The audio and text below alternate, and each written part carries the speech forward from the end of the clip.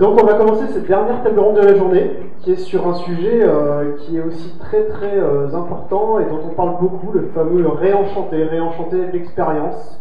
Donc là, c'est en particulier, c'est réenchanter l'expérience client via les différents écrans qu'on peut mettre dans le magasin connecté. Et pour ça, j'accueille donc Maxence Dissler d'Improvise, qui a déjà participé ce matin à la table ronde e-commerce. Donc pour ceux qui étaient là, voilà, mais il se représentera. Et puis Yumna Ovaza de la société Altavia.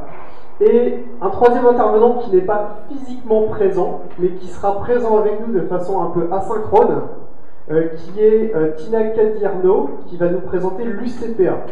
Donc vous allez voir, justement, ça va être très bien par rapport en relation avec cette thématique, parce que ce sera du digital en lieu physique. Voilà. Donc je vais demander tout d'abord donc à Yumna de vouloir bien se présenter. Bonjour Yumna. Bonjour tout le monde. Bon, alors est-ce que je vais représenter Altavia? Altavia est un groupe de communication international, d'origine française mais internationale, puisque Altavia est aujourd'hui présent dans 18 pays, et indépendant, qui est spécialisé dans ce qu'on appelle la communication commerciale des enseignes à réseau, donc des distributeurs ou principalement toutes les entreprises qui ont des réseaux de distribution, des marques. Et nous, ce qu'on dit en général, c'est plutôt spécialiste de l'activation commerciale, c'est-à-dire toutes les actions de communication qui ont un but direct sur les ventes. Donc, a priori, Altavia n'intervient pas dans tout ce qui touche à l'image pure ou du CRM pur, mais plutôt des actions de communication qui génèrent du trafic ou qui vont générer des ventes sur le lieu de vente. Donc, le magasin ou le point de vente est un sujet important chez nous. Et pour finir, Altavia se décompose plutôt en deux pôles, est beaucoup connu pour son pôle et son activité dans l'édition publicitaire ou l'imprimé publicitaire, ce qu'on appelle nos publishing services. Mais c'est aussi un acteur qui a des activités de marketing service, comme on peut avoir en agence.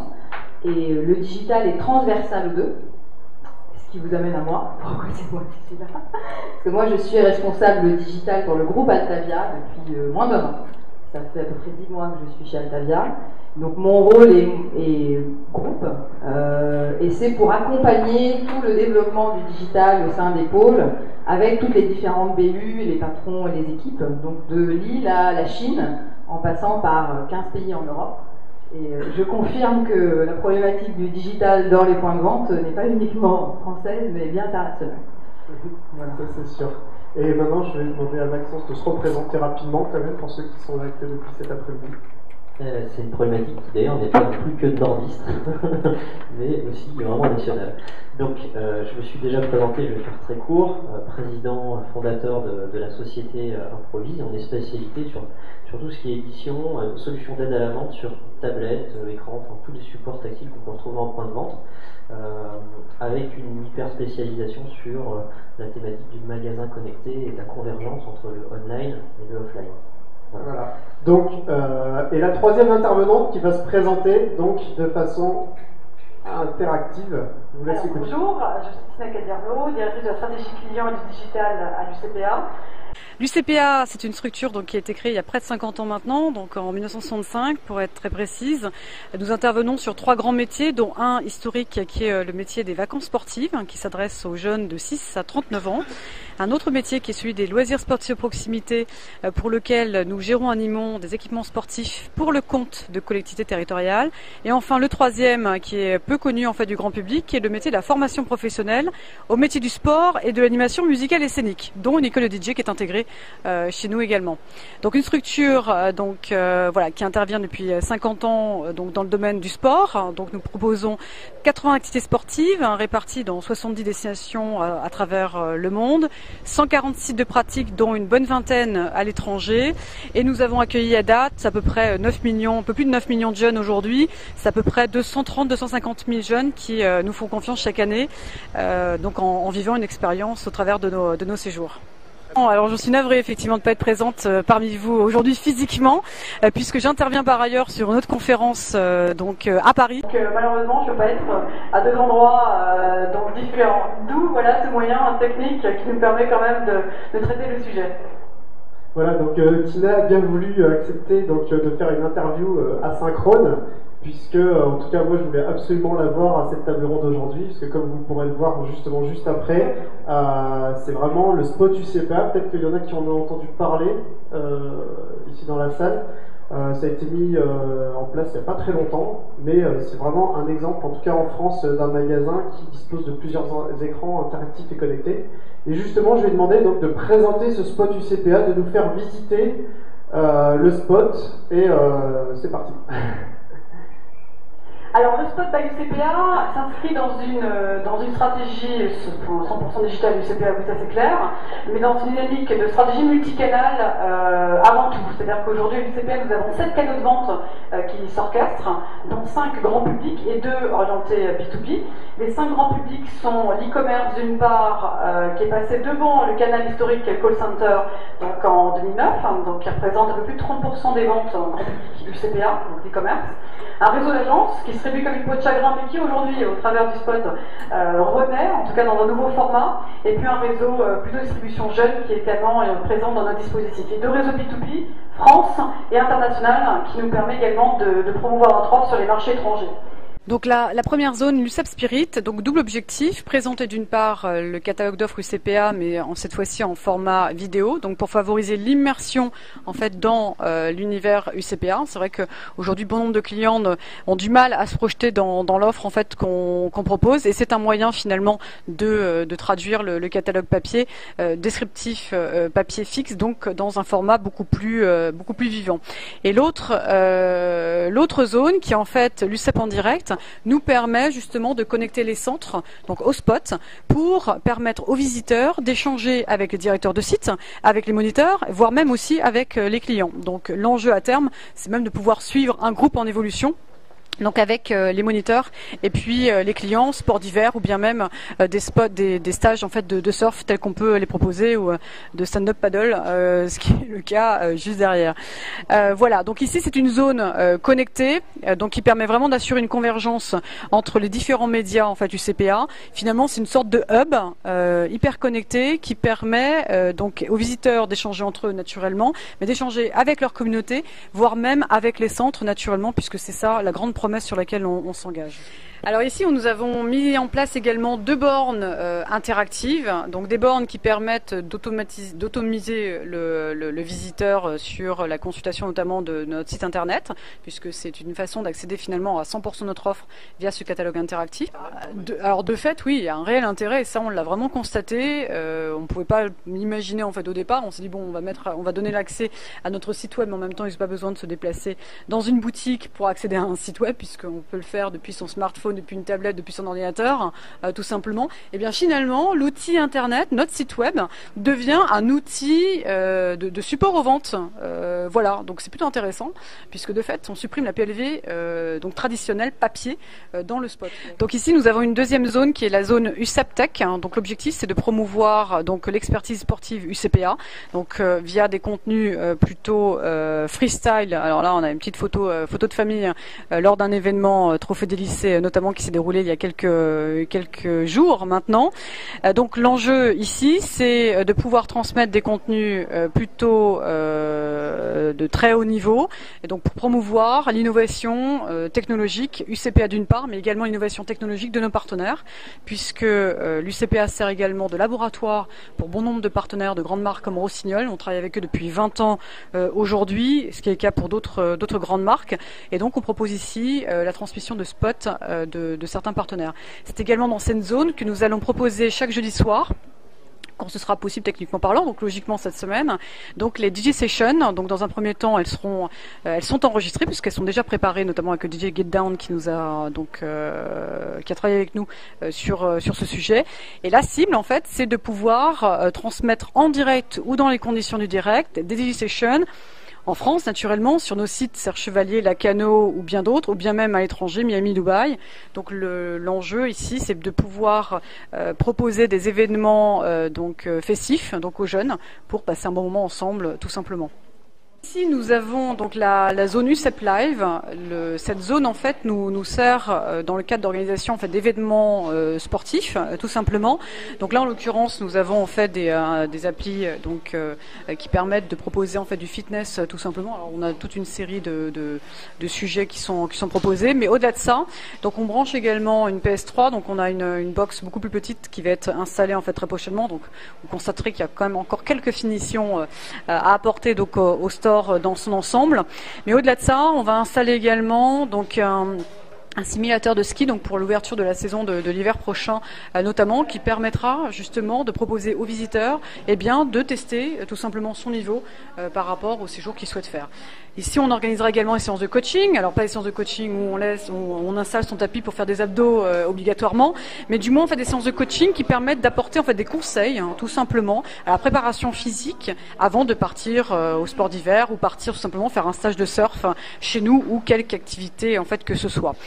Ici également, nous organiserons des débats conférences, donc en petits groupes pour les enfants, pour les ados, pour les parents, pour les adultes, etc., sur des thématiques diverses et variées, à l'image de l'IMAG que nous avons créé et lancé en janvier dernier. Donc nous faisons appel à des experts qui prennent la parole sur des sujets particuliers et qui, justement, créent, je dirais, un certain intérêt en vision, visiteurs en l'occurrence, puisque là nous sommes dans un lieu physique.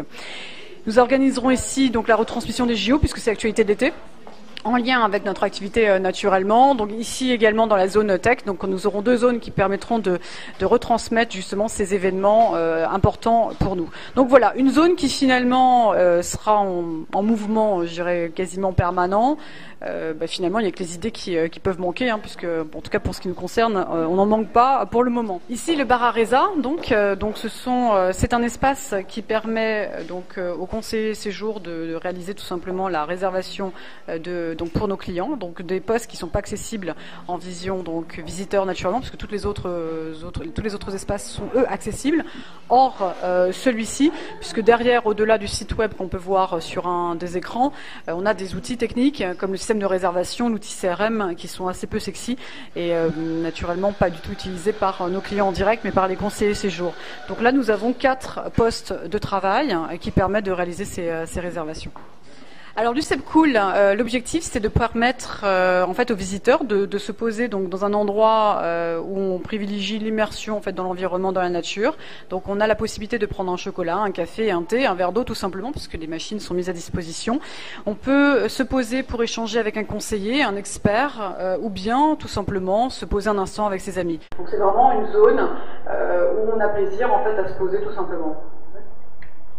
Voilà pour le tour du magasin, c'est petit super, je pense que c'est plus clair pour tout le monde. Il y en a qui ont eu l'occasion d'aller le visiter? Non? Voilà, comme ça, c'était tellement exhaustif, au moins on vous a économisé ça, vous n'avez plus besoin d'y aller maintenant. C'est pas faux. Donc on a vu dans ce spot beaucoup d'écrans. Et aujourd'hui on parle beaucoup de la digitalisation des points de vente. Donc je voulais demander à Yumna tout d'abord justement pourquoi est-ce qu'aujourd'hui on parle autant de ce phénomène de digitalisation des points de vente. Alors je suis censée avancer les slides, c'est comme dans les présentations. Probablement que ça correspond à la confluence de plusieurs facteurs qui arrivent, j'ai envie de dire, un peu à maturité en ce moment sur le marché, parce que c'est en général quand ça prend et qu'on le voit partout, c'est pas lié à un seul élément. La première chose, c'est probablement tout ce qui est disponibilité et maturité des technologies. On voit bien aujourd'hui qu'on a des écrans, des machines, etc. qui tournent facilement, sur lesquels on peut faire beaucoup de choses. On a presque envie de dire qu'aujourd'hui, à la limite, c'est pas la technologie la limite. Donc ça, c'est sûr que ça rend les choses beaucoup plus simples et ça développe l'imagination par opposition à des choses très pénibles où ça plante une fois sur l'autre. Donc de manière générale, tout ce qui est disponibilité ou maturité des technologies, c'est un élément qui favorise. La deuxième chose qui est forcément liée, c'est tout ce qui est développement de l'écosystème de prestataires, qui est lié aux usages aux consommateurs, mais l'un ne va pas sans l'autre. Aujourd'hui, dans tout ce qui tourne autour du digital en point de vente, on a un écosystème qui est assez complexe, puisque ça nécessite énormément de métiers et de savoir-faire différents. D'ailleurs, c'est pas toujours simple, parce que les choses ne sont pas organisées, les métiers ne sont pas séparés par des lignes, mais entre les fabricants, les éditeurs, les agences, les intermédiaires, les prestataires de tous bords, il y a énormément d'intervenants, et c'est vrai qu'aujourd'hui, on voit qu'il commence à y avoir pas mal de choix et d'expérience et de retour d'expérience sur ce marché-là.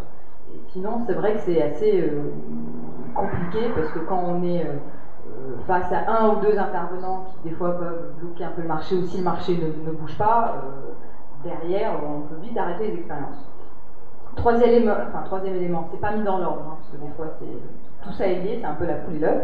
C'est tout ce qui est développement des usages des consommateurs qu'on appelle joliment shoppers aujourd'hui quand ils vont acheter au magasin.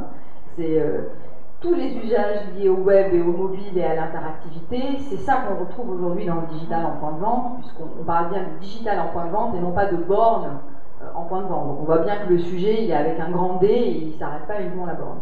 Et donc forcément, quand les gens ont pris l'habitude et ont pas mal de réflexes dans le mobile, sur les tablettes, sur tout ce qui est tactile, etc., forcément derrière, ils vont s'approprier ou adopter des usages beaucoup plus naturellement. En tout cas, les utiliser. Et d'ailleurs, c'est pour ça aussi que quand ça va plus vite sur le mobile ou les tablettes et qu'ils se retrouvent face à des bornes qui sont moins sophistiquées, on voit bien l'effet de déception parce que derrière, c'est un écosystème qui doit, j'ai envie de dire, avancer tout au même rythme. Le consommateur que nous sommes est très exigeant et donc du coup quand la barre devient là, effectivement tout ce qui est en dessous devient compliqué. Et probablement le dernier élément qui n'est pas des moindres puisque c'est là où on parle des sous et des investissements, en tout cas on le voit en France mais c'est le cas aussi dans d'autres pays. En France c'est du rattrapage, aux États-Unis peut-être pas mais en France c'est du rattrapage où les distributeurs c'était pas ceux qui avaient adopté le digital le plus tôt et aujourd'hui ils investissent massivement dessus et probablement que ils ont attaqué le sujet d'abord par l'e-commerce, voilà, là où il fallait aller et aujourd'hui quand on voit que 80% de leur chiffre se fait quand même dans les magasins physiques, que l'e-commerce, je ne dis pas que c'est bien fait, il n'y a pas de jugement, mais en tout cas c'est un sujet qu'ils ont pris, il y a des équipes, après tout le reste ça va être l'amélioration d'efficacité d'organisation interne et autres. Donc du coup, quelque part, les magasins deviennent un peu comme la conquête de l'Ouest, c'est un peu le dernier espace vierge quelque part à investir, et forcément quand on prend tous ces éléments ensemble, on voit bien qu'il y a un engouement important. Alors tout le sujet va être d'aller au-delà uniquement des jolies, on va dire, pas effet d'annonce, mais des jolies expériences en flagship store qu'on voit un peu partout. Et celui du CPA, pour l'instant, est une expérience en flagship store, quelque part, si je veux comparer à Adidas ou Nike, et de se dire, qu'est-ce qu'on peut en faire pour en faire, soit l'intégrer vraiment un business model, comment ça va développer les offres et les différenciations des uns et des autres. Je n'anticipe pas sur la fin du... Et justement, tu parlais à la limite en France, on est peut-être un petit peu en retard, les États-Unis un peu plus en avance. Ce matin, Pascal Potvin, il parlait du Brésil, de Sao Paulo. Apparemment, il y a des écrans partout. Est-ce que tu confirmes ou... Alors, je n'ai pas encore le Brésil dans mon périmètre, mais j'espère que ça ne serait tardé. Ce que je confirme par contre, par rapport aux chiffres qu'on voit et par rapport notamment au mobile ou autre, c'est qu'effectivement, il y a une croissance importante du digital au Brésil. Et notamment dans le mobile. Et c'est vrai que on voit bien que c'est lié.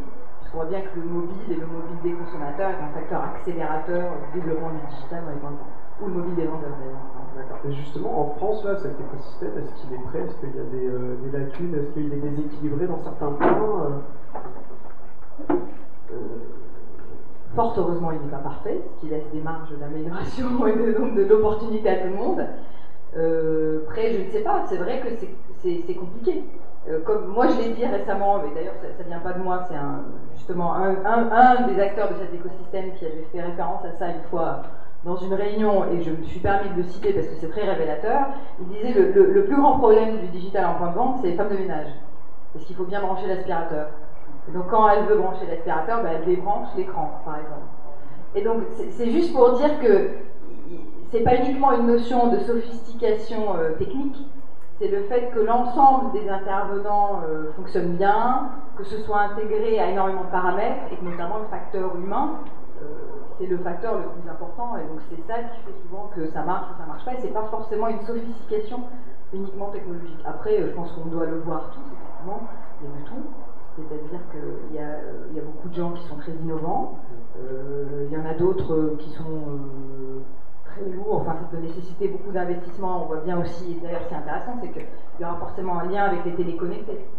En tout cas, on se pose la question quand on est dans cet univers de dire comment les fabricants et tous les opérateurs autour des téléconnectés vont aussi s'insérer dans le système des points de vente, parce que Voilà, et donc effectivement, on a des poids lourds, on a des Samsung qui s'intéressent à la question, et en face, on peut avoir des startups. Justement, voilà. Elle va le dire tout à l'heure, mais c'est Samsung qui a équipé le magasin. Je ne savais pas, mais on voit bien voilà, les intérêts des acteurs. Donc, non, ce qui est sûr, c'est que c'est riche, c'est que ça bouge, c'est qu'il y a beaucoup de choses à faire et qu'il n'y a pas vraiment de business model qui est fait, donc ça ouvre beaucoup d'opportunités. En tout cas, d'accord. Je veux dire un mot. Alors, prenez note, Samsung est disposé à vous aider si jamais vous avez des projets, que vous avez une belle marque. Donc j'ai posé une autre question à Tina Cadierno tout à l'heure dans sa présentation. On a vu un moment qu'elle présentait les bornes connectées au site web. Sauf que je lui ai posé une question.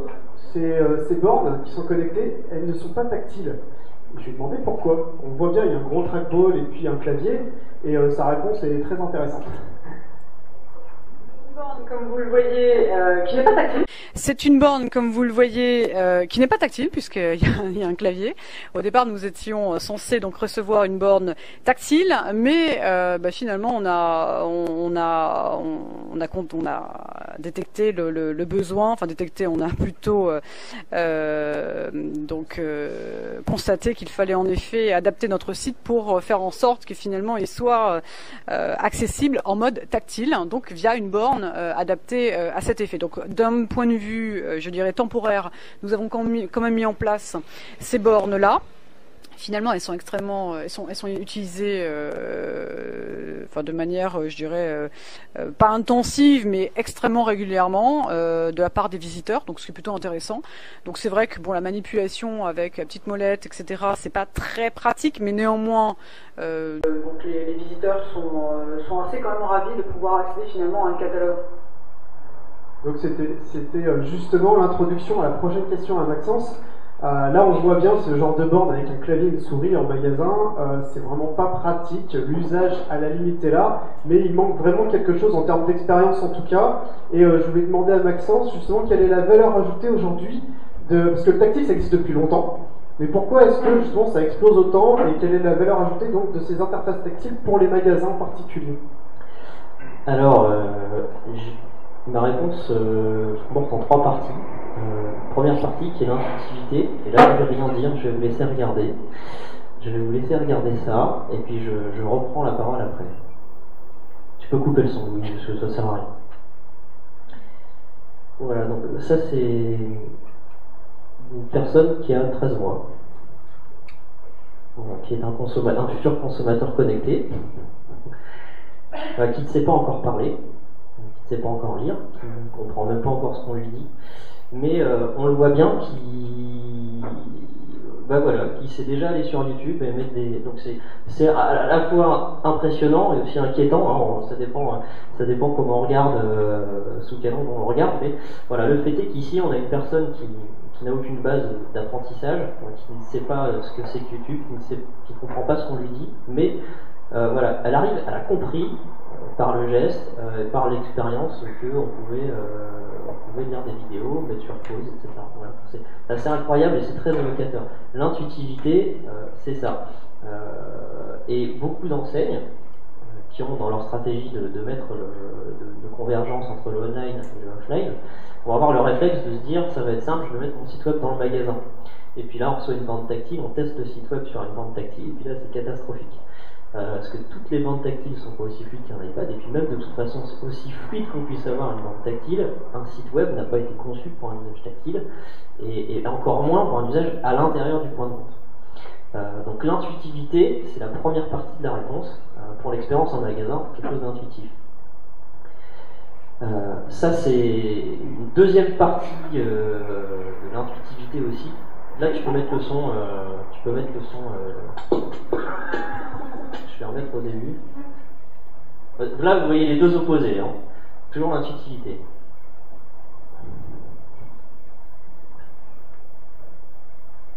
C'était parti en fait. Qu'est-ce que c'est ça?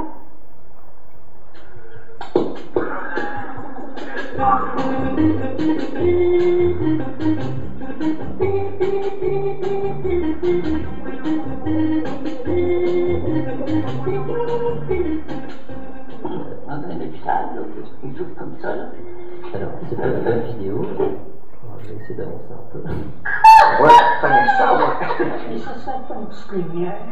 Si, enfin, c'est la bonne vidéo, mais qui n'a pas été coupée. Là. Des photos.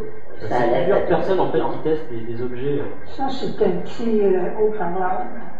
Donc, tu peux, ils vont voir les équations dans le fond de la mer. Ça va arriver. C'est un dispositif d'éclairage. Ça doit prendre des photos aussi, super.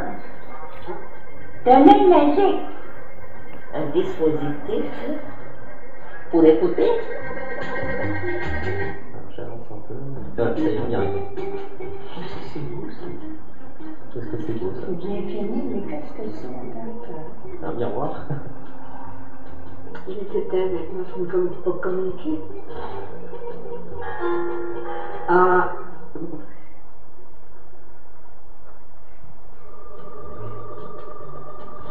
Bon, enfin bref. Là, en fait, l'expérience, c'est de voir comment des personnes pouvaient réagir. On voit qu'à la fin, en fait. C'est pas fait. On dirait que je peux les bouger par-dessus la vitre. On peut bouger les touches par-dessus la vitre, effectivement. Donc ça, c'est l'opposé, et on se rend compte que c'est parfois plus simple d'être digital native que l'inverse. Mais on a quand même des vieilles personnes qui, moi j'ai des vidéos de personnes qui utilisent un iPad, qui ont plus de 80 ans, et qui s'en sortent très bien. Par contre, prenez la même personne et mettez-lui un clavier et une souris, et là c'est la catastrophe. C'est même pas imaginable. Voilà. La deuxième partie de la réponse, c'est la communication.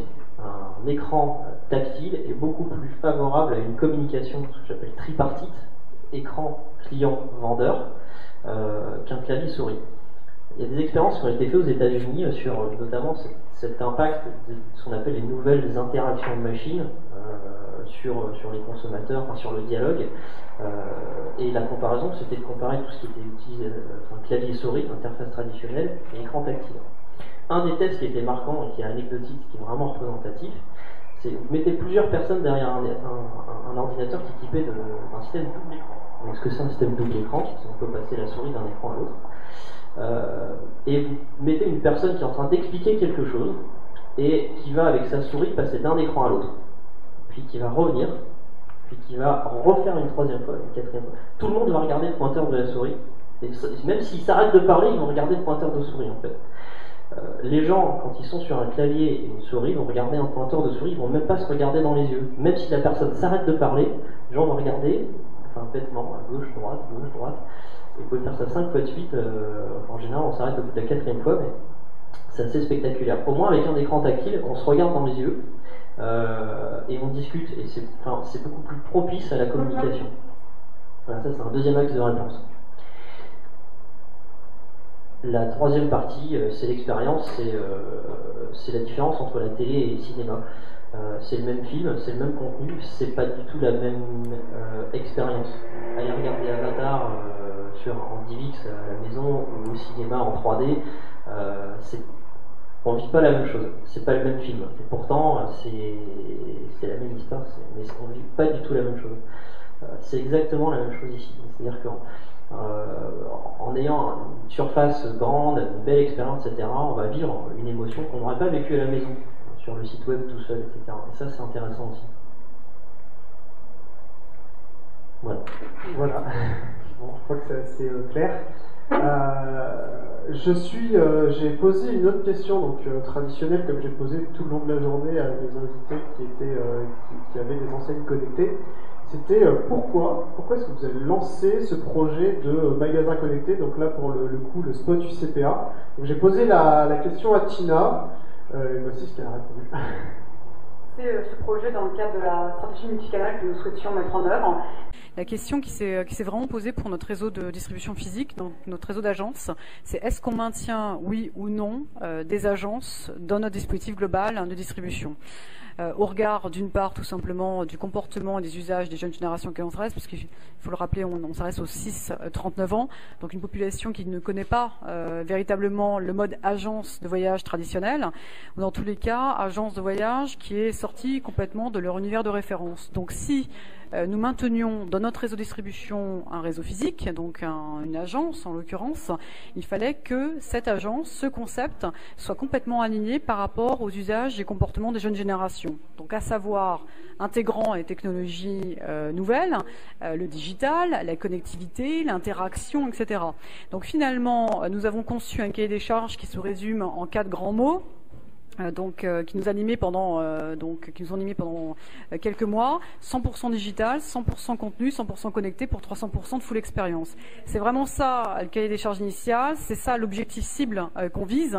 Et finalement, nous avons ouvert au grand public le 25 avril dernier et tout ne fait que démarrer finalement, puisque tout reste à mettre en place et à faire vivre au quotidien. En continuant, je lui ai posé une seconde question, parce que vous avez vu tout à l'heure dans le tour qu'on a fait du spot, il y a vraiment beaucoup d'écrans, je ne sais plus d'ailleurs le nombre d'écrans, je ne sais plus si elle le dit, il y a vraiment beaucoup d'écrans dans ce magasin, et je lui ai demandé pourquoi finalement autant d'écrans dans ce spot. Et voilà sa réponse. Oui. Alors, pourquoi autant d'écrans? Alors, je pense que le nombre d'écrans n'est pas une finalité en soi. C'est que finalement, c'est configuré comme ça aujourd'hui. En effet, on a à peu près 25 mètres carrés d'écran au total en superficie sur 130 mètres carrés utiles donc clients, donc en surface au sol. On a 4 zones qui s'orchestrent de manière différente, qui répondent à des objectifs aussi différents. Alors, c'est vrai que sur la zone UCEP Cool, nous avons déjà 15 écrans déjà donc mis côte à côte, globalement pour former ce fameux mur d'images pour favoriser l'immersion dans la nature, dans l'environnement. On a sur l'UCEP Tech également 9 écrans donc qui sont posés donc pour promouvoir l'expertise sportive. Et après différents écrans qui finalement ont des usages différents. Les Smart TV qui sont connectés donc via Internet, qui sont également équipés de caméras, donc qui nous permettent également de favoriser les interactions. Donc finalement, le nombre d'écrans n'était pas une fin en soi, mais plutôt donc permettait en fait tout simplement d'organiser en fait nos espaces en format numérique tel qu'on souhaitait le faire dans le cadre du cahier des charges. Voilà, donc je crois que c'est assez clair. Hein. Donc les écrans vont suivre les usages qui ont été définis à l'avance. Et non pas, l'objectif c'est on met des écrans comme aujourd'hui on peut voir, et j'ai encore lu un article il n'y a pas longtemps de direction de services informatiques qui ont des commandes d'iPad. Il faut qu'ils aient des iPads, il faut qu'ils les mettent en magasin, mais ils ne savent pas pourquoi. Mais il faut des iPads. Là au moins ils ont pris, il y a peut-être beaucoup d'écrans, mais ils l'ont pris dans le bon sens, c'est-à-dire ils ont réfléchi à ces zones, à ces usages, et après ils sont allés voir a priori Samsung, et ils ont mis ces écrans en relation avec ces usages. Prochaine question pour Maxence. Alors justement avec tous ces écrans, on parle de tablettes justement avec l'iPad, de bornes, de pupitres, de tables interactives, de murs d'écran. Comment est-ce qu'on choisit avec toute cette panoplie d'écrans justement aujourd'hui, comme disait Yumna tout à l'heure, on va pas parler de bornes. C'est vrai qu'aujourd'hui en plus le mot borne d'ailleurs a une connotation un peu péjorative. On va pas forcément rentrer sur ce sujet-là aujourd'hui. Mais on va parler d'écran. Voilà, c'est plus élégant, c'est plus vrai parce que les écrans sont de différentes tailles. Donc comment est-ce qu'on peut choisir ces différents types d'écrans à intégrer dans le magasin? C'est très simple. Il y a 2 parties de réponse. Encore une fois, là on voit un exemple d'une petite infographie. On voit un peu l'étendue des possibles. Hein. D'ailleurs, si on prend l'UCPA, on n'est pas très loin.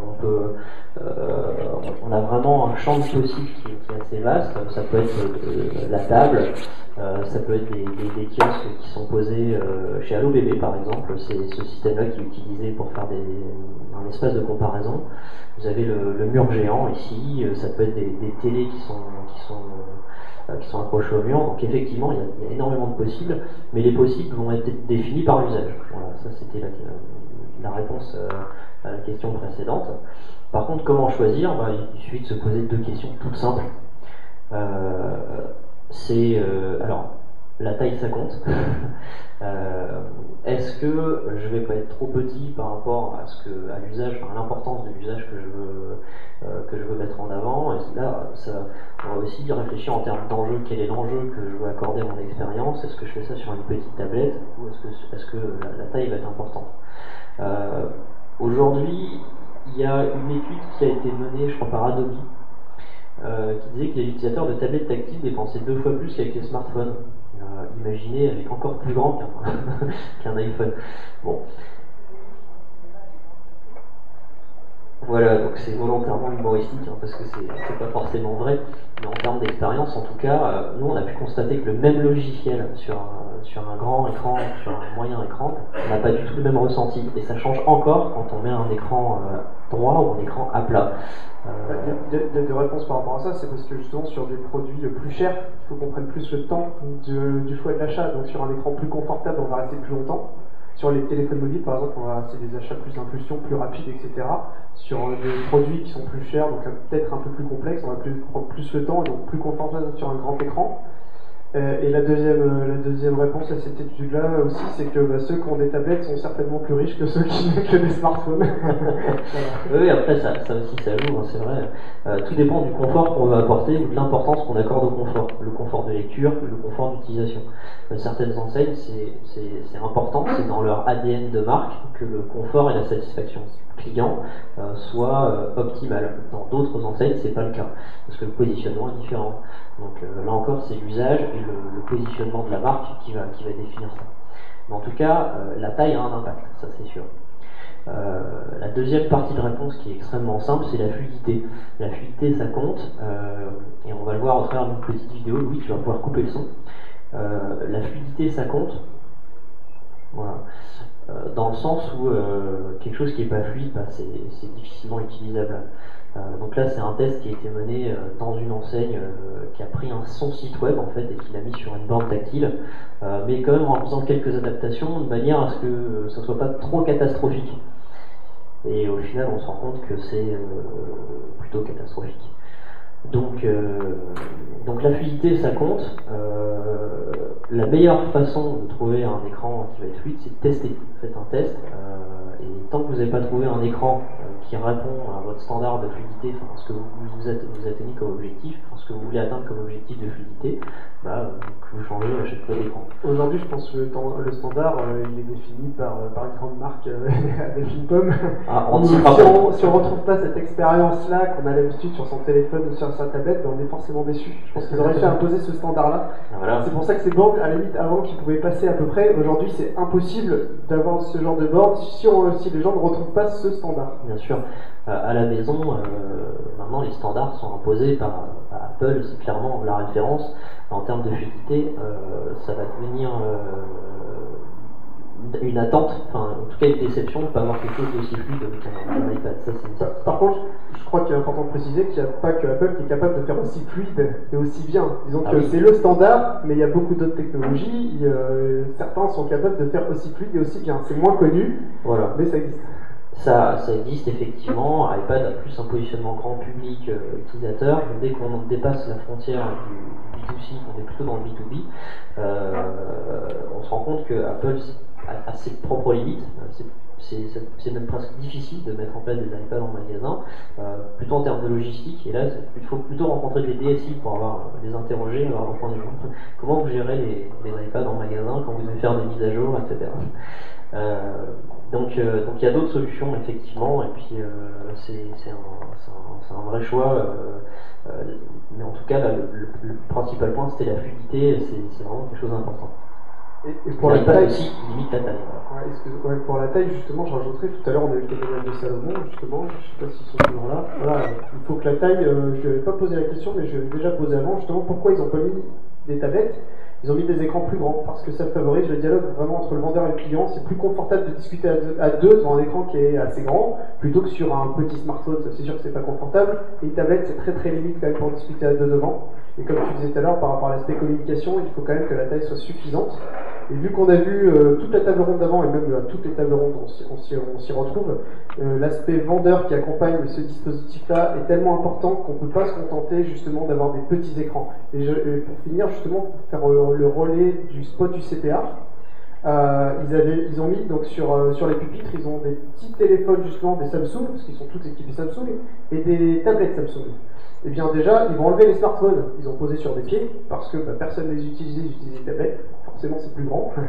Et les tablettes, forcément, s'ils avaient plus grand que les tablettes, ils n'utiliseraient pas les tablettes non plus. Voilà. Parce que c'est toujours bien plus agréable d'avoir une taille confortable, comme nous par exemple là, c'est plus confortable. Après, il n'y a pas non plus de pas de recette miracle. On peut très bien réussir à faire quelque chose de très bien avec une tablette, parce qu'il y a des usages qui de toute façon nécessitent l'usage d'un périphérique mobile, parce qu'on est sur des très grandes surfaces de vente et qu'on a besoin par exemple d'avoir un endroit où on a un écran qui est une borne, mais en fait le vendeur prend une clé et détache l'écran. En fait c'est une tablette, puis on s'en va en rayon pour vérifier pour accompagner son client, puis on revient et on repose la tablette à un endroit. Donc il n'y a pas encore de réponse exacte, mais en tout cas c'est une combinaison de plusieurs tailles d'écran qui va être la bonne réponse. Voilà. Aujourd'hui, c'est peut-être la facilité justement de se dire bon, tout le monde connaît les tablettes parce que c'est un usage grand public, de prendre une tablette, la mettre en magasin, plus que d'avoir une vraie réflexion sur ce type de dispositif. C'est une facilité, voilà, un raccourci. Oui, et puis le paramètre prix qui est aussi intéressant. Le paramètre prix, simplicité, c'est vrai que elles ont ce côté attractif de bousculer le marché, justement. Ça, c'est un vrai côté positif, parce que il y a la simplicité apparente, tout le monde l'utilise, et c'est comme, moi j'utilise la métaphore mettons que Porsche sorte une voiture à 650 €, et tout le monde achète cette Porsche-là et se met à rouler en Porsche. Et là, vous êtes côté enseigne et vous avez besoin d'équiper votre flotte de vendeurs, de 450 vendeurs. Et la question se pose, est-ce qu'on leur achète une Porsche, effectivement, de 150 €? Le problème, c'est qu'elle consomme du 30 litres au 100. Donc, est-ce que vous allez acheter l'équivalent chez Toyota qui consomme du 5 litres au 100, ou la Porsche, effectivement, qui consomme du 30 litres au 100, qui va poser des problèmes de maintenance, à distance, etc. C'est une vraie question, mais elle n'est pas simple à répondre. Voilà. Avec un exemple, parce que là on a un cas maison en ce moment, donc avec un client qu'on équipe, et on a quand même eu droit à la question, et ça peut arriver, il faut débrancher, c'était quoi la question? C'était on équipe des tablettes de point de vente, et ils étaient offusqués de devoir brancher la tablette la nuit pour la recharger.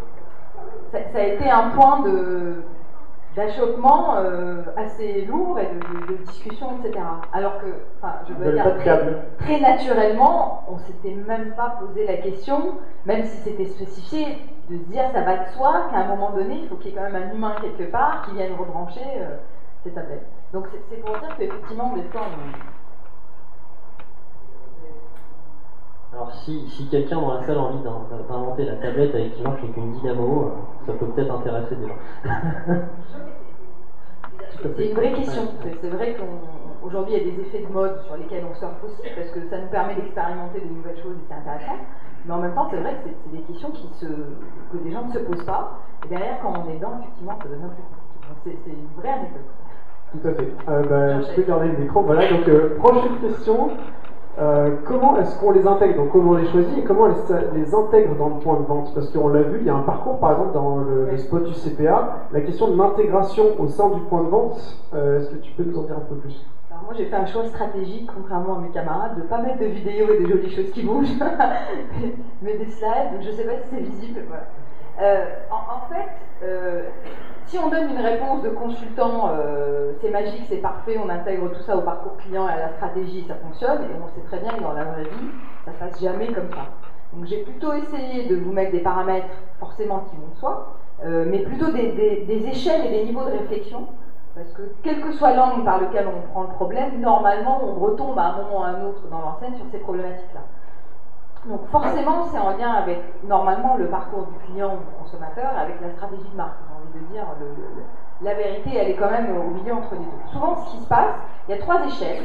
Et donc là, on va considérer l'échelle du magasin, l'échelle du réseau, et on va dire l'échelle de la marque ou de la stratégie de l'enseigne. Souvent, on démarre à l'échelle du magasin. C'est comme ça que ça se fait, même dans la pratique. C'est-à-dire qu'on prend des écrans, on va commencer à les mettre, on choisit un magasin ou deux, et on teste, on essaye. Si on prend le magasin comme un théâtre, c'est-à-dire un peu comme une unité de lieu, on se rend compte qu'il y a énormément d'interactions et d'acteurs autour de cette unité de lieu, que les choses ne sont pas aussi simples qu'on peut l'imaginer en premier lieu. Il y a 4 intervenants quand même dans le magasin. Il y a le lieu lui-même, le théâtre de l'action, il y a les clients ou les consommateurs, tous les visiteurs, il y a les vendeurs, qu'il ne faut pas oublier. Heureusement aujourd'hui on les considère, mais effectivement au début du digital en point de vente avec l'histoire des bornes qui étaient physiques et rigides, on zappait complètement l'interaction que le vendeur pouvait avoir avec. Et il y a les objets, on n'en parle pas encore aujourd'hui, mais avec tout ce qui se développe en matière d'objets connectés, on peut très bien imaginer soit l'équipement du magasin, soit les produits qu'on vend en magasin qui soient connectés eux-mêmes. Donc forcément, quand on met les choses de cette manière-là, on voit bien qu'il y a énormément d'interactions possibles. Et le lieu lui-même comprend plusieurs endroits, puisqu'entre la vitrine, qui est le premier accès au magasin, qu'on peut voir de l'extérieur, donc là on sort même du niveau du magasin, de l'intérieur du magasin, on est déjà sur du média à l'extérieur, aux rayons, aux caisses, aux zones spéciales qu'on va créer, etc. On a énormément d'endroits. Donc ça c'est important parce que les objectifs pour le digital en magasin ne peuvent pas être les mêmes en fonction de l'endroit où on va placer l'écran, où on va souhaiter que l'interaction ait lieu, et ne va pas être les mêmes en fonction de qui on équipe. C'est-à-dire, est-ce qu'on met une borne physique, il y a juste une seule personne qui peut l'utiliser en même temps, est-ce qu'on va équiper les vendeurs, est-ce qu'on ne va pas forcément équiper le magasin, mais on va prendre en compte le matériel et l'écran que le client amène avec lui. Je donne ça comme hypothèse, mais j'ai envie de dire pourquoi pas. On voit très bien aujourd'hui, c'est ce que je disais, c'est le facteur humain, c'est toujours le facteur qui crée la surprise, fort heureusement. C'est qu'on voit très bien que les clients, on a découvert en fait que les clients utilisaient leur mobile en magasin. Alors aujourd'hui ça va de soi, mais il y a c'est assez récent où effectivement on s'intéresse, on observe cet animal que nous sommes nous, qui utilise son mobile en magasin, et misère, pas forcément comme nous, professionnels, on aimerait qu'il le fasse. C'est-à-dire que, mais c'est vrai, c'est-à-dire que des fois, effectivement, il contourne tous les logiciels super sophistiqués qu'on lui donne et il va tout simplement envoyer un SMS, prendre une photo, demander l'avis de quelqu'un au téléphone et misère, il n'est pas passé par Facebook et 15 autres réseaux sociaux. Mais tout ça pour dire que, à l'échelle de chaque magasin, quand on connaît son magasin ou son point de vente, qu'on observe ses consommateurs, ça peut donner énormément d'idées. Et donc il faut juste se méfier de la transposition, j'ai envie de dire top-down, ou les professionnels du siège par rapport à ceux qui travaillent sur le lieu de vente, qui vont peut-être projeter des choses qui ne correspondent pas à ce qui se passe dans le lieu lui-même. Donc le fait de poser ces éléments-là, effectivement, sans vous donner une réponse automatique, permet d'avoir une échelle de réflexion où on voit bien qu'on a énormément d'opportunités. Alors du coup, les opportunités, ça ne suffit pas de les traiter au niveau du magasin seulement. Pourquoi ? Parce que comme on dit tout le temps, la technologie c'est très facile à imiter. Donc au-delà du premier ou du deuxième qui a fait un super effet waouh, le troisième on n'en parle plus. Donc en fait, à un moment donné, on voit bien que la différence, si elle veut être pérenne ou durable, elle doit s'inscrire à une autre échelle que l'échelle du magasin lui-même. Et on voit bien que déjà à l'échelle du réseau, qui avant d'arriver à l'échelle de la stratégie de marque, moi je voulais insister sur la notion de l'échelle du réseau, parce que souvent on l'occulte et on passe du magasin à la marque. Or il se passe des choses, c'est-à-dire que dans un réseau de magasins, vous avez tous les magasins, tous les points de vente ne jouent pas le même rôle. Entre le magasin standard qu'on peut avoir et qui couvre tout le territoire, aujourd'hui on a la mode des flagship stores qui vont représenter la marque, peut-être en France on va dire sur les Champs-Élysées, mais qui ont une aura et une portée beaucoup plus importante que le lieu physique lui-même, ou les corners, etc. Leur rôle, leurs objectifs ne sont pas les mêmes. Et pas uniquement en termes du chiffre qu'ils réalisent, mais du potentiel d'impact et d'image qu'ils peuvent avoir.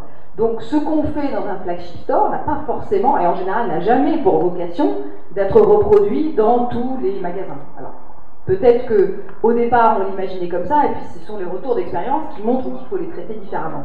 Inversement, c'est ce qu'on voit souvent d'ailleurs dans les magazines ou même récemment quand il y a des fois des reportages où on dit tiens, la déception du digital en point de vente, on a fait des choses magnifiques dans les flagship stores et puis on ne les voit jamais après. Pas forcément, ils n'avaient pas forcément pour but de générer du business immédiatement parce que d'avoir plein de gens qui vont venir acheter, mais ils peuvent avoir pour but de générer de l'image, de l'effet d'impact, etc.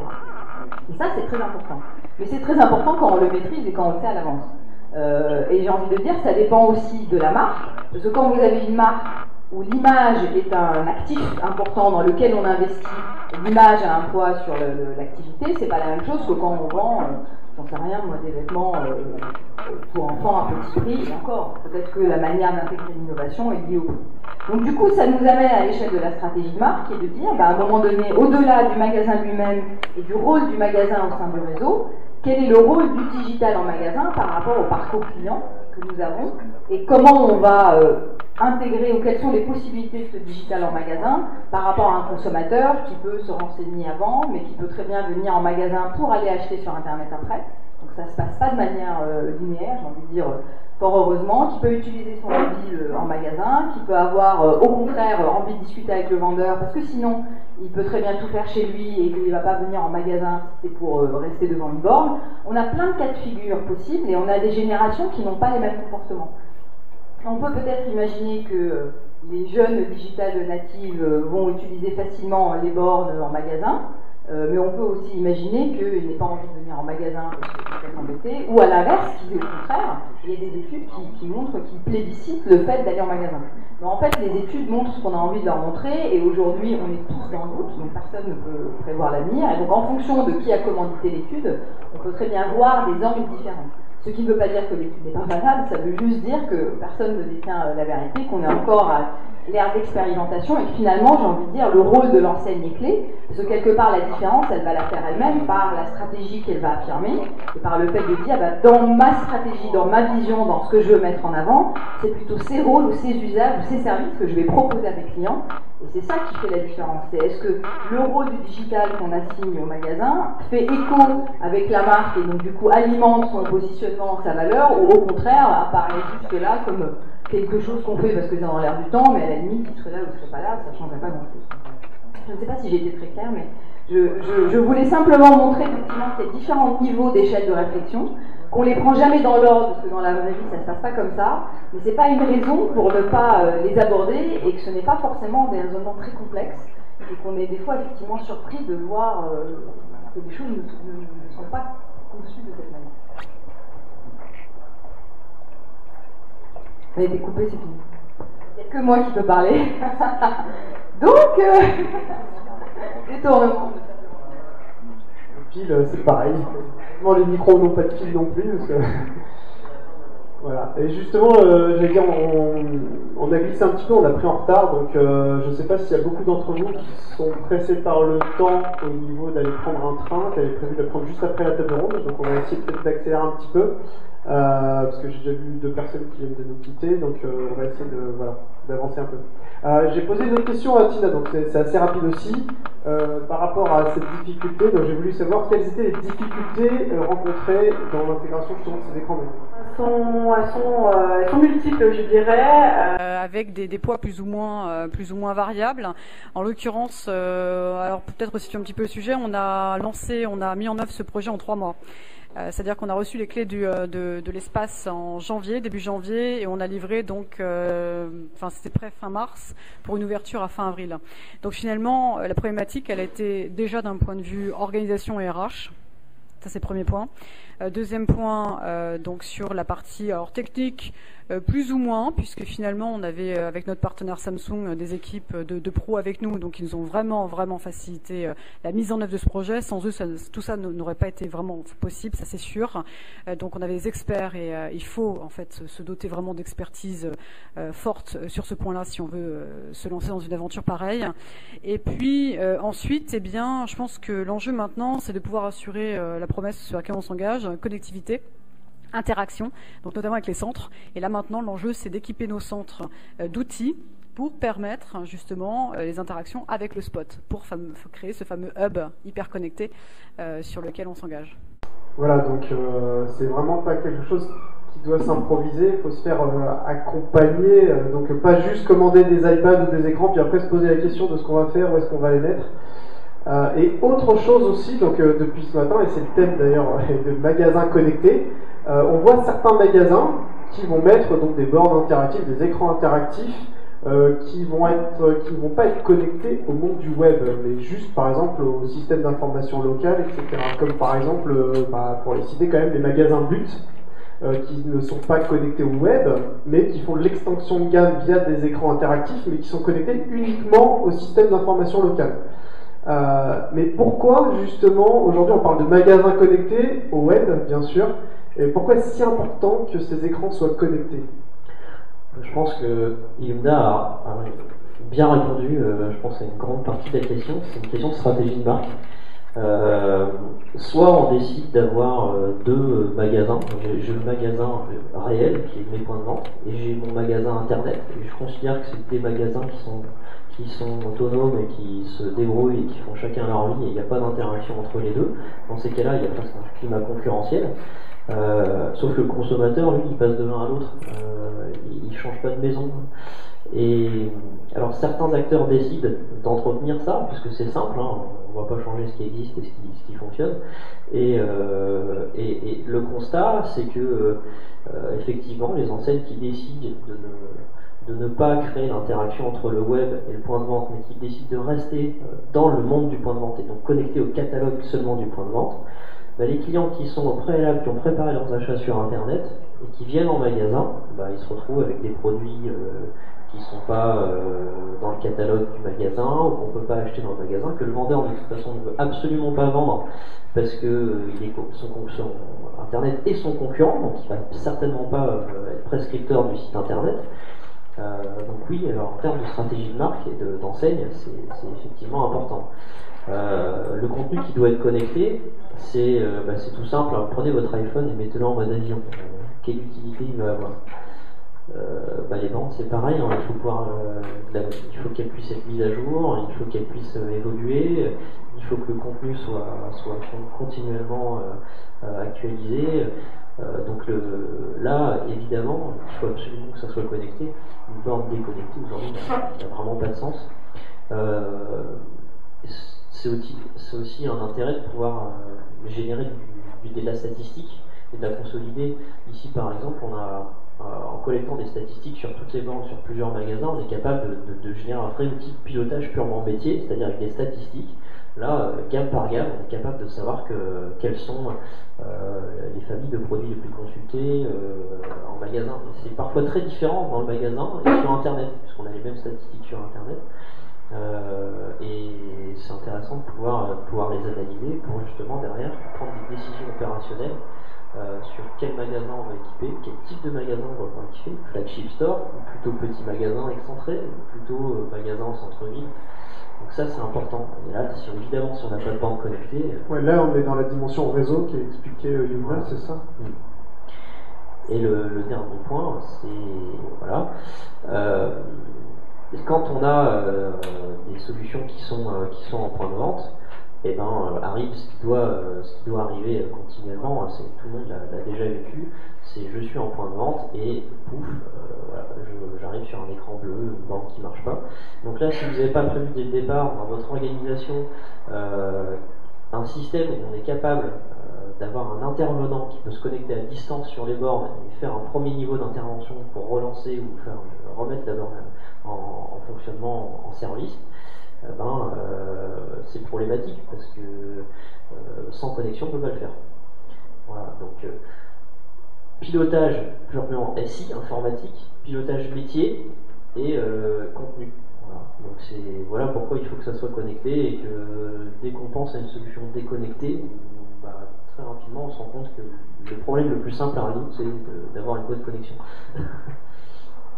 Très bien. C'est pas toujours simple à résoudre, hein, d'ailleurs, je sais pas si vous avez remarqué, un autre exemple du churro, on n'est pas servi. Voilà. Un autre exemple, voilà, c'est une photo que j'ai prise chez Nespresso, donc le flagship store sur les Champs-Élysées. Donc une borne Nespresso qui en fait l'application a planté. Quelqu'un a fermé le navigateur web et là on est sur le bureau en fait, on peut voir là ici les icônes pour lancer le navigateur. Donc là on a une borne c'est juste du matériel qui est là pour faire décoratif, qui sert à rien vu que voilà.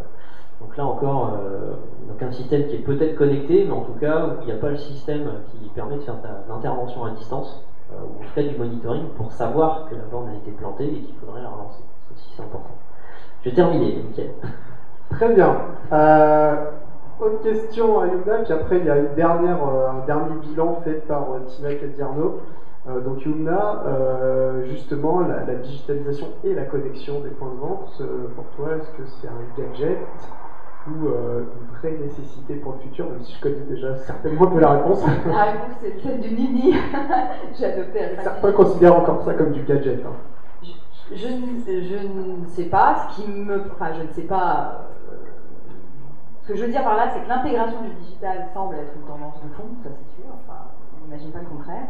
Par contre, là, ce que j'ai mis écran, c'est l'utilisation d'écran ou de bornes, c'était plutôt dans le sens borne, physique, etc., pour se faire ne l'est pas nécessairement. Parce qu'on peut très bien se dire, effectivement, chaque enseigne peut avoir ses arbitrages. Et là, pareil, ce qui est important, c'est plutôt de savoir se poser les questions clés plutôt que d'avoir des dogmes et des réponses absolues. De quel digital on parle? Aujourd'hui, on parlait souvent, jusqu'à récemment, de matériel pérenne, qui sont les écrans et les bornes, mais aujourd'hui, que ce soit avec les tablettes, mais on voit aussi côté PLB, ça on le voit beaucoup de tendances digitales dans la PLB, et ça veut dire une manière de réfléchir le sujet qui est tout à fait différente. D'un côté, on est en train de parler d'investissements qui sont de l'ordre de l'informatique, avec les budgets qui vont avec, la maintenance, les liens, quelque part l'intégration à l'architecture intérieure du point de vente avec une flexibilité qui n'est pas évidente. De l'autre, on peut parler de digital dans la PLV, c'est-à-dire quelque chose qui correspond beaucoup plus au rythme promotionnel des enseignes. Et surtout quand on parle des distributeurs, on voit bien que le rythme promotionnel est important. Ça veut dire des écrans qui peuvent intégrer à de la PLV, qu'on va mettre et enlever uniquement pendant la durée de la promotion. On peut avoir des imprimés vidéo qui sont très fins, qu'on peut mettre comme des catalogues de papier. Enfin, il y a énormément d'innovation là-dedans. Donc la première chose, c'est effectivement, tout ne correspond pas forcément à ce qu'on imagine aujourd'hui. Et il peut y avoir énormément d'usages qui vont se rapprocher peut-être, dans certains cas, du business model des distributeurs et de leur manière, de leur rythme de communication, c'est-à-dire par rapport à des politiques d'action, des plans d'action commerciale et suivre au sommet. La deuxième chose, c'est est-ce que le digital est un support de communication ou un support de vente? On se doute bien que dans la réalité, ce n'est pas une opposition. C'est simplement pour vous montrer les tendances qui s'opposent, parce qu'à un moment donné, tout le monde a un budget donné, et avec un budget donné, on fait des choix, on ne peut pas tout faire. Et donc, en fonction des marques et des stratégies, peut-être qu'il faut plus le mettre en support de communication parce que c'est plus proche de l'ADN de la marque ou qu'on a fait le choix de vendre différemment, ou au contraire, et ça je trouve c'est intéressant, on voit aujourd'hui que ça va de plus en plus à l'accompagnement des vendeurs, qui est quelque chose qu'on n'avait pas du tout vu au départ puisqu'on a tout de suite pensé digital pour les clients. Et quelque part, ça remettait un peu en cause le rôle des vendeurs, tout comme pour beaucoup d'enseignes, le site e-commerce remet un peu en cause le rôle des vendeurs dans les magasins. Et inversement, j'aurais plutôt tendance à dire, on peut imaginer beaucoup d'usages du digital qui revalorisent le rôle du vendeur, parce que j'ai envie de dire quelque part, une fois qu'on l'a fait une fois ou deux, on n'est pas en magasin uniquement pour voir le site web. Exactement le thème de la table ronde précédente. Oui, je rebondis dessus, mais parce que c'est... Et donc du coup, là aussi c'est pareil, c'est du coup quel est le rôle du vendeur entre vendeur conseil, conseil vente, etc. Là aussi ce sont des stratégies de marque. Et c'est vrai que c'est intéressant de voir ce que fait Apple, mais fort heureusement tout le monde n'est pas Apple et tout le monde n'a pas vocation à être Apple. Et j'ai envie de dire, entre les deux opposés qu'on nous montre souvent, qui sont soit on vend c'est de l'efficacité et on parle à personne, soit c'est de l'expérience, on a des trucs qui font waouh et c'est magnifique. Il y a quand même tout un pan de choses à creuser dans la formation, dans le conseil, et dans le service, qui ne sont pas forcément développés et qui sont inventés. Et là, le rôle des vendeurs a tout son... est très important. Mais c'est sûr que le vendeur ne peut contribuer, pour répondre à un tweet que j'ai vu passer, à sa stratégie de marque, que d'abord s'il la connaît. Donc ça veut dire qu'il est impliqué et que ce n'est pas uniquement des intérimaires de passage qui font l'encaissement. Donc c'est important. Deux, s'il situe sa place dans cette stratégie, qui est une stratégie de relation, de lien client, et ça ce sont des questions de fond. La dernière chose, c'est effectivement quelle est la logique et pourquoi on le fait. C'est des logiques toujours de temps. C'est-à-dire finalement, est-ce que c'est pour les résultats du trimestre, est-ce que c'est pour le plan de 2 ans, ou est-ce que c'est une stratégie de plus long terme. Donc la manière dont on investit aussi le digital sur les points de vente et par rapport à l'ensemble du parcours client n'est pas la même. Très bien, merci. Et donc, dernière question à Tina Cadierno, justement sur le bilan, quel premier retour d'expérience par rapport... Donc c'était quand même, c'est un concept très neuf, hein, donc il n'y a pas forcément beaucoup de retours, mais c'est ce qu'elle va nous dire. Oui, alors on a des retombées diverses assez favorables, puisqu'on a déjà eu une couverture médiatique assez importante, ça c'est le premier point. Deuxième point, le retour de nos visiteurs, donc de ceux qui connaissaient l'ancienne agence. Donc Boulevard Blanqui notamment sont ravis, donc ils sont extrêmement fiers aujourd'hui de pouvoir venir nous rendre visite dans cet espace, donc ils trouvent ça vraiment très chouette, très sympa, extrêmement moderne, un lieu où on a plaisir à tout simplement à échanger avec des experts et où on prend du plaisir en fait tout simplement. Donc c'est quand même intéressant. Et puis nos partenaires également sont ravis en fait de cet espace. Donc c'est un espace qui plaît à beaucoup de monde, à nos équipes. Et ça on est ravis aussi puisque une équipe qui a le plaisir de travailler dans ce lieu, c'est aussi des clients et des visiteurs qui sont eux-mêmes bien reçus. Et ça c'est l'essentiel dans une logique de démarche client naturellement. Apparemment, oui, ils se sentent très très bien, oui, ils sont ravis d'être ici. Donc l'enjeu, comme je l'évoquais, organisation et RH, c'est aussi de pouvoir assurer, accompagner en fait tout cela, tout ce changement qui n'est pas neutre, déjà dans une logique d'approche client, de posture, etc. Puisqu'on a quand même tout changé au niveau du parcours. Exactement. Alors oui, on a mis en place la borne de recueil d'avis conso, donc avec Test and Trust notamment, donc qui est en expérimentation chez nous pour quelques mois. Et là, l'objectif, c'est de recueillir les avis des visiteurs, parce que nous, notre enjeu, c'est de pouvoir ajuster au mieux, l'expérience qu'on propose ici pour la rendre la plus favorable possible, la plus positive possible, naturellement. Et donc les avis sont modérés, par notre partenaire, et sont retransmis également sur les réseaux sociaux. Donc il y a moyen en fait de connaître en temps réel la note de l'accueil visiteur sur ce spot. D'accord, très bien. Et les évolutions futures alors les évolutions futures, on a à peine ouvert que finalement on parle déjà de cibles. Mais oui, en effet, on va fonctionner ici comme une radio, une télé, c'est à partir d'une grille de programmation. Donc là, l'objectif, c'est de remplir la grille du lundi au samedi, puisqu'on a une politique d'ouverture qui est assez importante. Et c'est aussi de proposer des événements, des activités donc variées pour susciter l'intérêt du visiteur et faire en sorte naturellement qu'il revienne le plus possible. Et en termes d'écran, au niveau des évolutions? Alors en termes d'écran, sur les évolutions, nous avons sur la partie tech. Donc l'idée, c'est en effet de capitaliser sur les technologies donc développées et mises en œuvre par Samsung pour rendre les écrans plus interactifs, donc par la détection de mouvements notamment, qui permettrait d'aller chercher du contenu sans forcément toucher en fait aux écrans. Donc ça, ce sont les évolutions court terme qui sont prévues avec notre partenaire. Il y a encore de la marge pour avoir plus d'interactivité, mais c'est déjà un bon. Oui, je pense qu'il y a de la marge. Je pense que de toute façon, finalement, c'est un travail sans fin. Ça a démarré. Donc aujourd'hui, on est déjà en train de parler d'évolution, de peut-être, pourquoi pas, de nouveaux écrans, on ne sait pas. Donc oui, donc l'enjeu, c'est vraiment de favoriser cette interaction, cette connexion justement entre les différents univers qu'on propose. Et pour ça, la technologie est quand même un outil formidable. Ce qui est sûr, c'est que c'est pas gadget tout ça. Non, alors c'est pas gadget. Ce à quoi on pouvait, la question qu'on pouvait se poser au départ, c'est que finalement, quand le visiteur va entrer dans ce spot, il va pas penser qu'il est dans un univers plutôt techno où je viens acheter, on me met à disposition finalement des tablettes et des écrans. Mais pas du tout en fait. Ce qui prend le dessus ici, c'est le contenu. Donc de ce point de vue-là, c'est gagné déjà. Merci à vous et bonne conférence. Voilà.